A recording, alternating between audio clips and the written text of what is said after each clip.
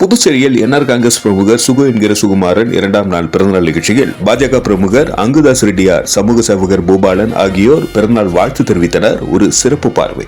கதிர்காமம் சட்டமன்ற உறுப்பினர் அழகு என்கிற அழகானந்தம் முன்னிலையில் நடைபெற்ற இந்த 2ஆம் நாள் பிறந்தநாள் நிகழ்ச்சியில் என்ஆர் காங்கிரஸ் பிரமுகர் சுகு என்கிற சுகுமாரன் கேக் வெட்டி பிறந்தநாள் இனிப்புகளை அனைவருக்கும் வழங்கினார்.